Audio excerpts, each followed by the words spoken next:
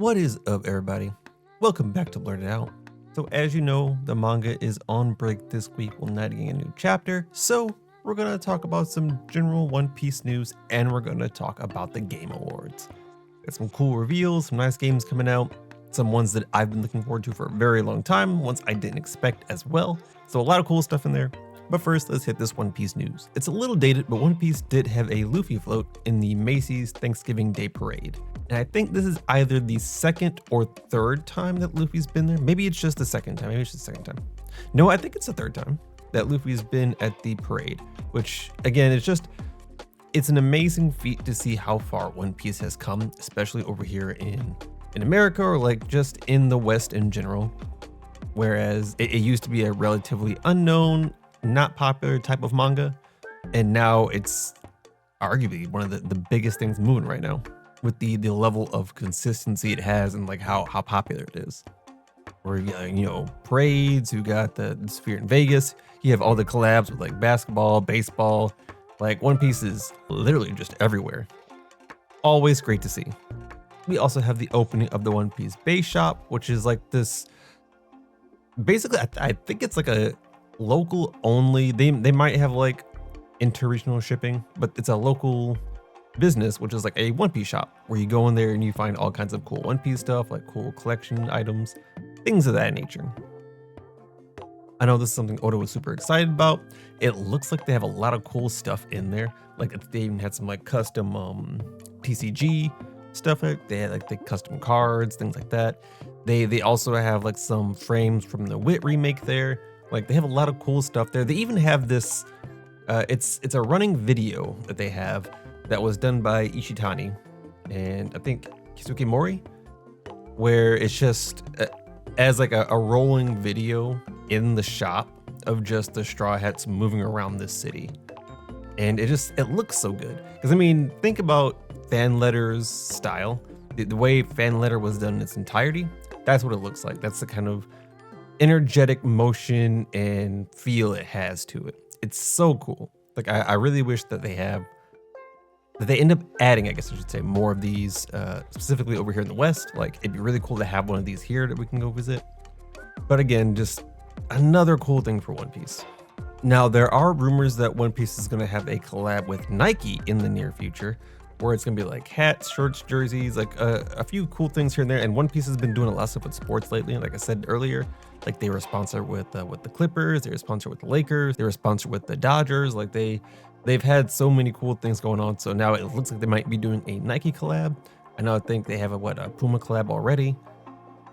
So cool stuff on that end as well. Now dipping more into the anime manga side of things. Although we are on break, this week Shonen Jump teased that there'd be a special announcement for One Piece at Jump Festa. And there's always like big announcements at Jump Festa for One Piece. Like that's a really big time for a lot of new One Piece content to come out. But they're saying it'll be something special. So this should be like something new stacked on top of what's already coming to Jump Festa for One Piece. A lot of times this ends up being a new movie announcement.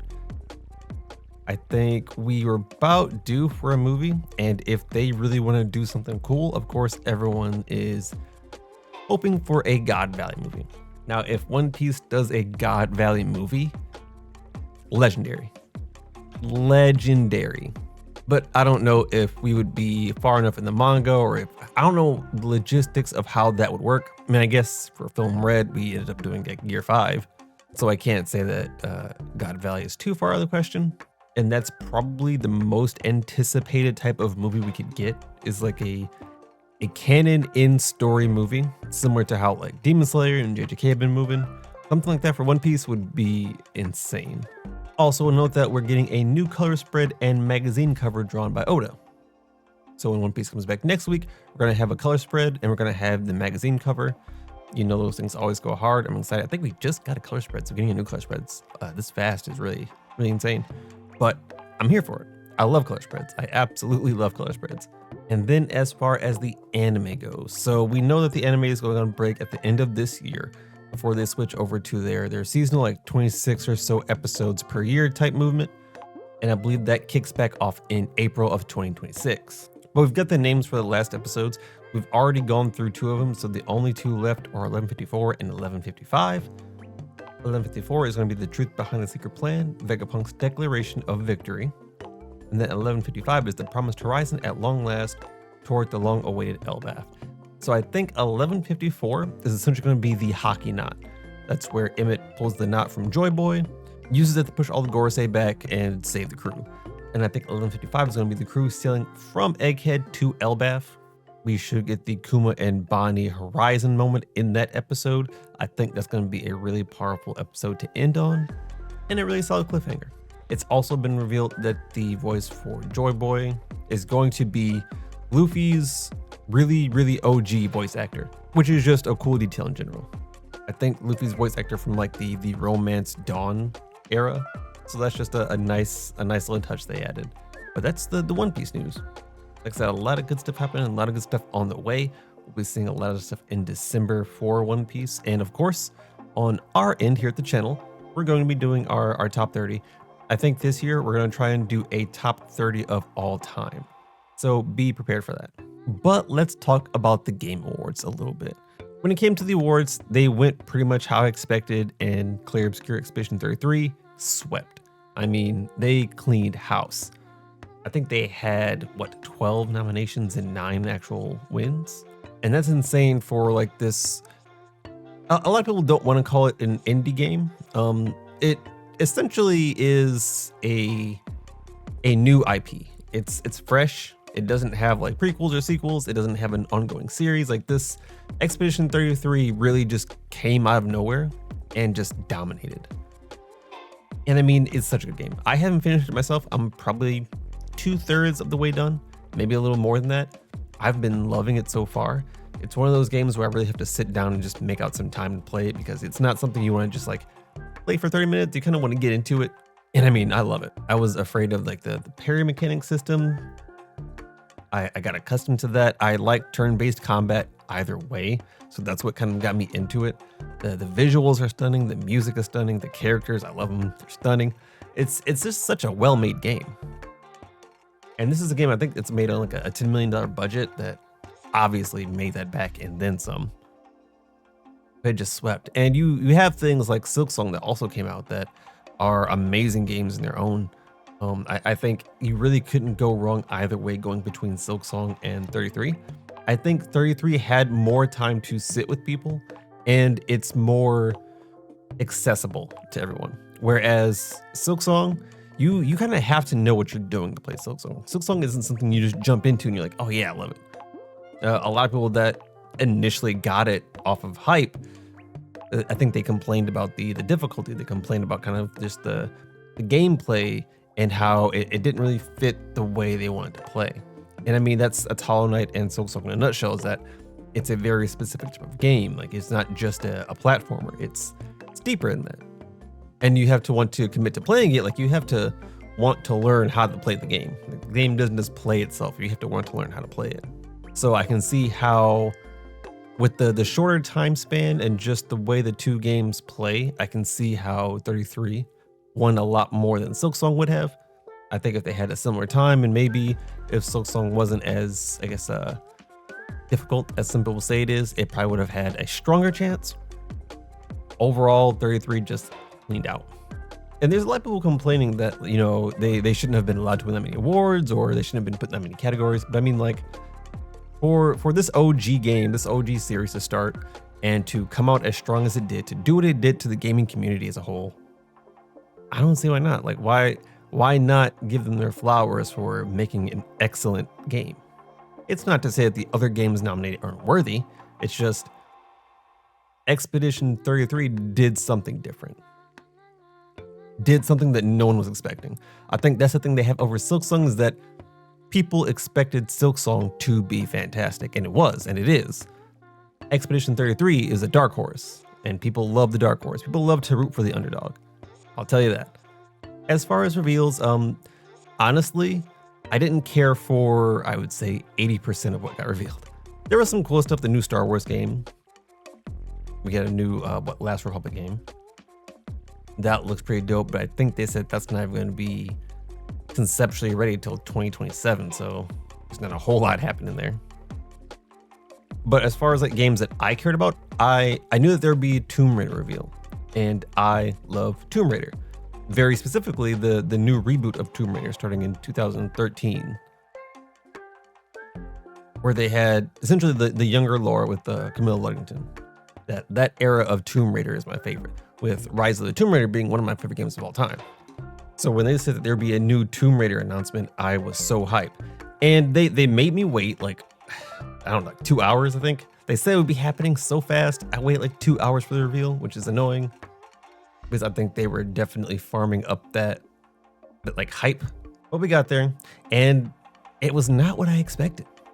So instead of like a direct continuation to what we had, so like essentially banking off of Shadow of the Tomb Raider, we're jumping ahead a little bit. Like we're doing a big time skip to what seems to be essentially what modern day Laura was. Now we're getting 2 games. One of them is more or less a remake of Laura's first game. The first one being Legacy of Atlantis. And that's the first one that's going to be dropping in 2026. So it's like a reimagining of her 1996 debut game. It's like they're taking that old game, they're bringing it into modern light. And then the second one is going to be 2027, Tomb Raider Catalyst. Now I think Catalyst is going to be a time skip of the previous series. So it's time skip from Shadow of the Tomb Raider into basically a new era of Lara Croft. One of the things that I kind of had expectations for what was going to happen here, and these games did not follow my expectations at all.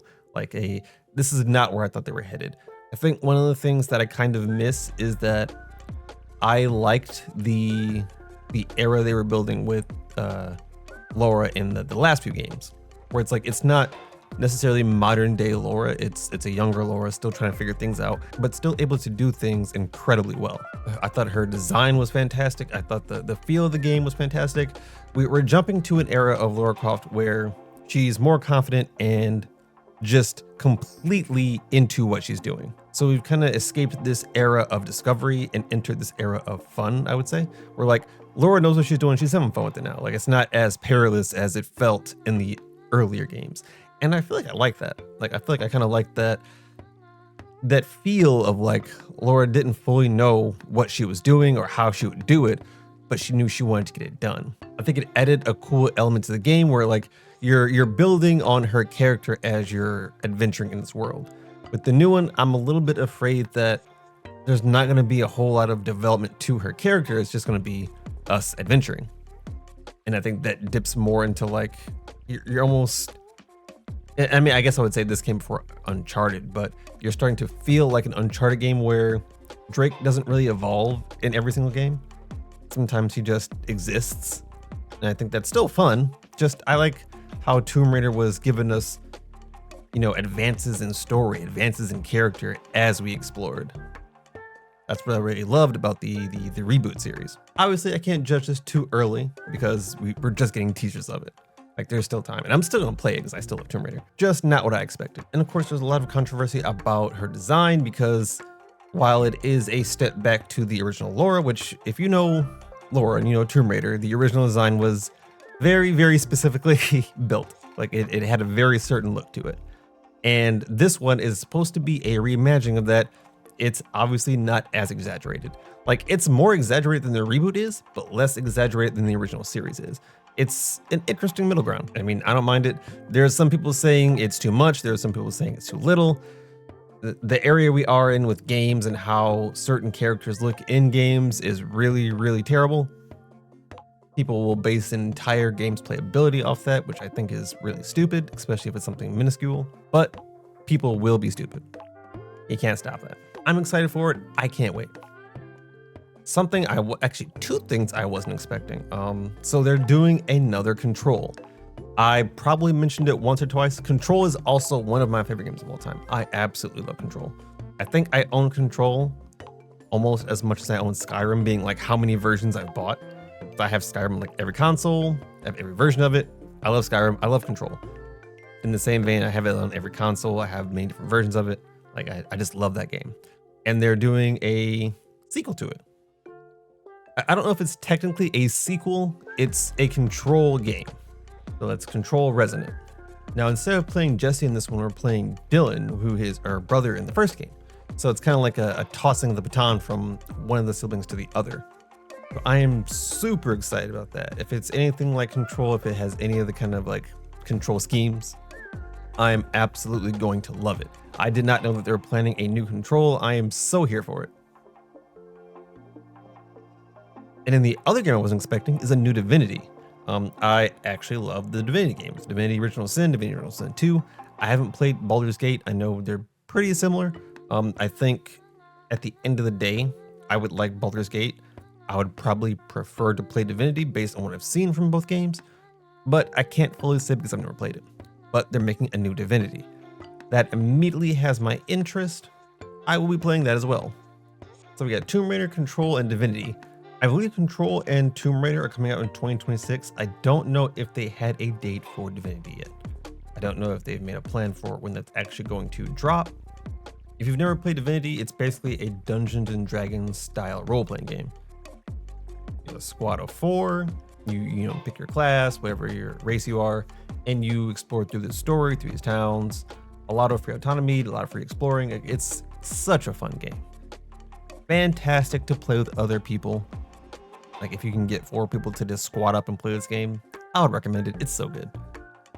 And this actually brings me to my final topic, because speaking of Divinity, which is going to be on this list, I want to talk about my top 10 games of the past decade.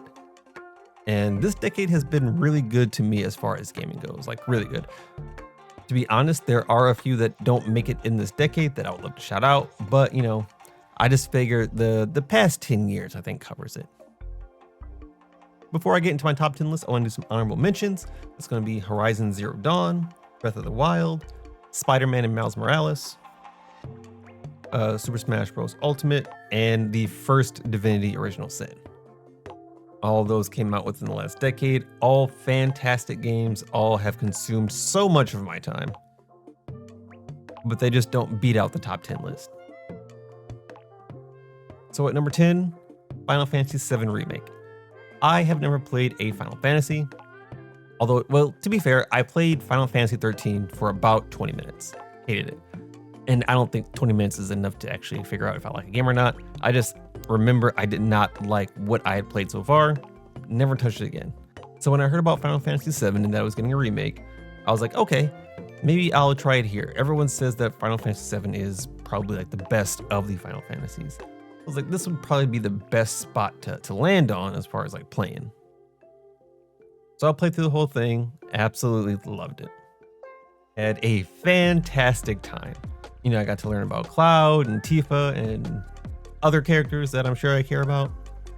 Just a really good game overall, and it kind of got me interested in playing some of the other games. So I think I have Final Fantasy 16 that I've yet to play, but I do have, so I'll get into that whenever I get some free time.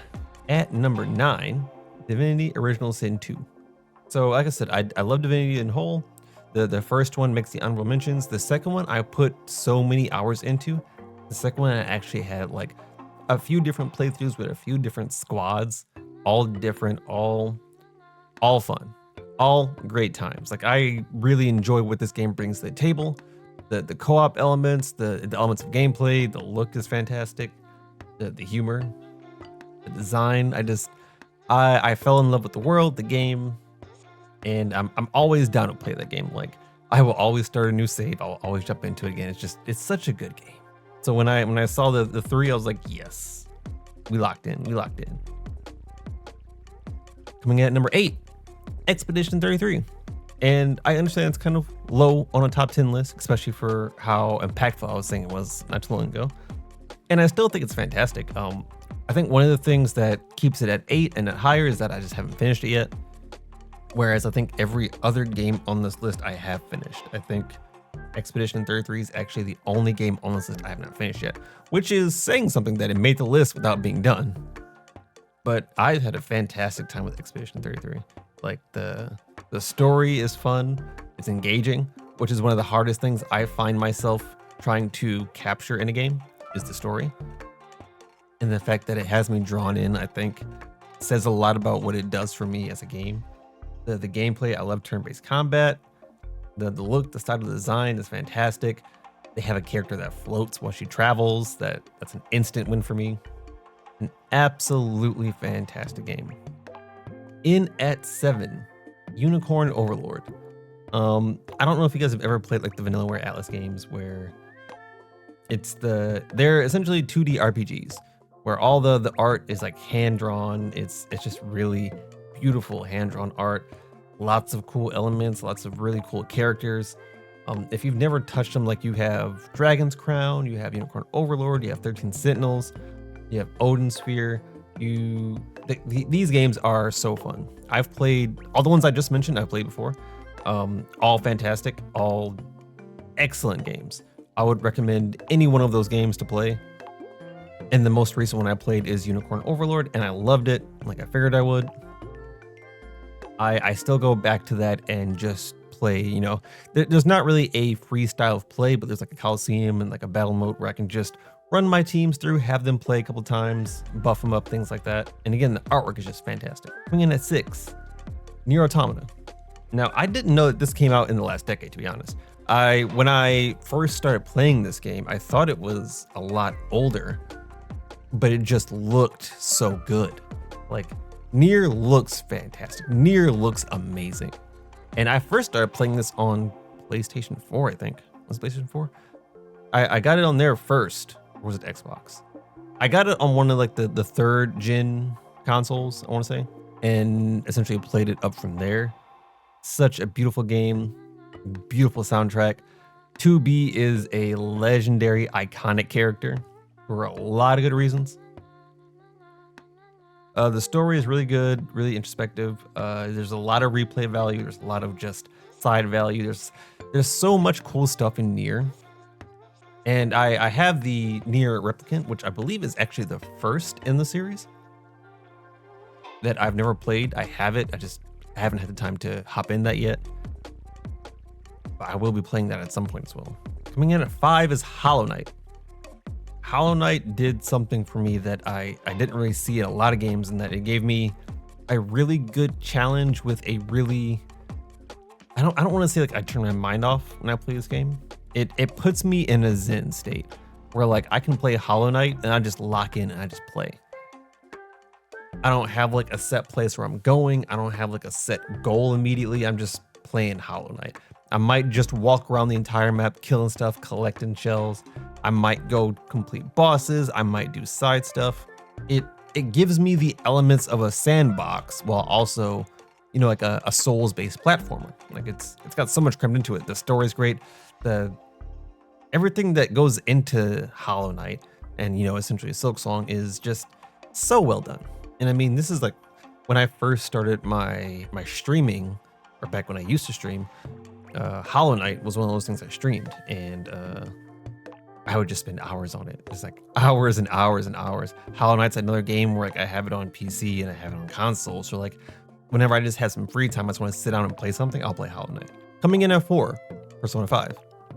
Persona 5 was a changer in the way that I really hadn't played a lot of JRPGs. I really hadn't played any of the Persona series. I didn't know anything about the Persona series. So coming in at 5 was kind of like a jarring experience, because I remember Persona 5 being like teased and released, and everyone was like, well, you know, you got to play this one, or if you haven't played like Persona 4 Golden, if you haven't played Persona 3, there's so many good entries, so much good music. You know, there's so much. I can't possibly go back and play every single one up until 5 to like catch up, because 5 was coming out like right when I learned about it. I was like, I don't have time, or I really don't want to like go buy 4 games and learn them. So I just jumped head first into 5, and it was fantastic. I still stand by the idea that the start is somewhat slow. And when I go back to do replays, I'm kind of like, ugh, I would love to play Persona again, but I don't want to trudge through the beginning. I just think it's kind of slow. But like the entire gameplay, the soundtrack, the ambiance, the feel of that game is so good. And you can tell when a game is really good and really loved, because they not only do they re-release it, they re-release it, add stuff. They'll put like, because they have like Persona 5 Reloaded, Persona 5 X, Persona 5 Royal. Like Persona 5 has so many spin-offs and iterations. And at some point I probably will try and hit some of them. I think I have Persona 5 Royal, which has like, it's like the main game with some new content added. I'll have to go back through and play that again just so I can get all that content. But man, I remember playing Persona 1 and just being like, I didn't know this. I didn't really understand that this side of gaming existed at that point. So that was a shock. Coming in at number 3, Control. Control was another game where I didn't really know what it was about. And I still don't really have like a full grasp on what they call the Remedyverse, where it's like Alan Wake and what he kind of deals with, dipping into Quantum Break, into Control, like the entire world of Remedy they're creating. I really didn't know what was going on here. I just saw Control, and I think I saw, you know what, it was the floating mechanic that I was talking about with Expedition. I saw that Jesse had a floating mechanic, and I was like, I'm into that. How do I get that? And so I got the game and I played the floating mechanic, and I love it. It's a really good game. Visually, it's fantastic. The gameplay is fun. I like the power system. The story is intriguing. It's got so much side stuff. It's got replay value. This was another game that I streamed. This is when I streamed. I didn't have a mic. I didn't have any kind of like actual setup. I just streamed raw from the PlayStation. That's all I had. And I had such a good time. Of probably all the games on this list, I think Control is the one I recommend the most. Because I think it has a really good balance of entry level and intermediate and expert level players. Like, you don't necessarily have to be great at games. If you are good at games, I think it makes it a little bit better. But it's a game for everybody, really. And even though I don't know much about the Remedyverse, I think I kind of caught on to some things as I played along. Now, this game, you probably would have to pay attention a little bit and really immerse yourself in the lore to fully get everything, but I think it's worth it. Coming in at number 2, Rise of the Tomb Raider. Like I said, the Tomb Raider series is one of my favorites of all time. Rise of the Tomb Raider is my favorite of the reboots, my favorite of the Tomb Raiders, and this is the one that sits atop the throne. I don't know what they put in Rise of the Tomb Raider to make it so good, but it just works. Like the level design, I love the hub world that we kind of have, where it's like, it's not a hub world exactly, but it's kind of like a general place where I find myself after like a mission, or find myself going back to. The voice acting, honestly, all the details and graphics that they do for Tomb Raider. This is when like we were stepping into like 4K, 8K technology. Just the effects that they would put into it, the tress effects, the way that they did her hair, like the way that they do like some of the motions, the way they do a lot of the stuff in Tomb Raider, it just looks fantastic. The story is really good. And this is that era of Tomb Raider that I was talking about, where Laura is confident in doing things, but she still doesn't really know everything. She still doesn't know all the things that are going on. She's still trying to figure out some stuff. So like there's character development, there's story development. There's so much packed into Rise of the Tomb Raider, and it's just built all well on top of each other. That I've replayed Rise of the Tomb Raider so many times. I have different versions of it. I have the 20th anniversary version. I have Xbox version. I have a PC version. I have the VR version. I love Rise of the Tomb Raider. I cannot state that enough. But at number 1, we got Cuphead. We got Cuphead. I can't iterate how much I love Cuphead. I think there's just something about this game that sits well in my heart.